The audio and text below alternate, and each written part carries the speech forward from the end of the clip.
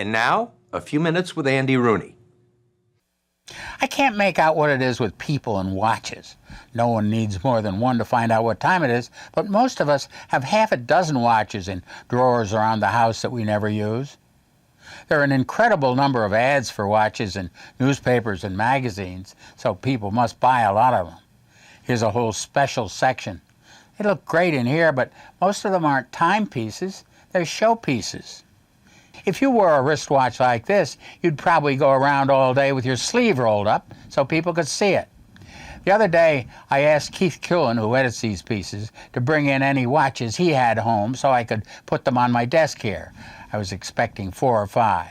This is what Keith brought in, 16 watches that no one in his house wears anymore. I think you'd find these in a lot of homes, too.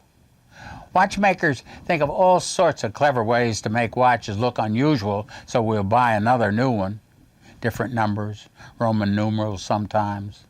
Other times they just indicate the hour with a dash or something.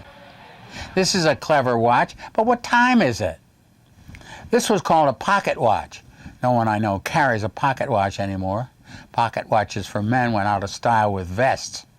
A vest always had a watch pocket, but when men stopped wearing vests, they stopped using pocket watches because there was no place to put one.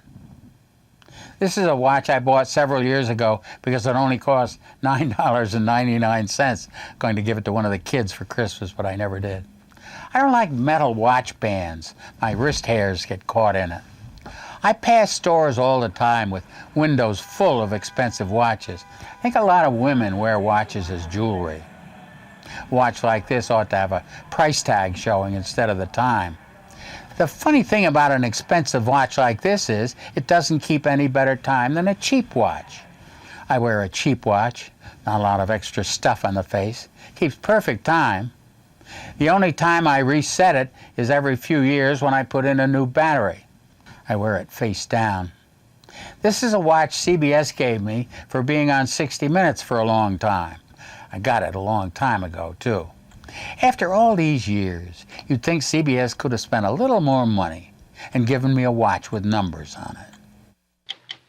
I'm Steve Croft. We'll be back next week with another edition of 60 Minutes.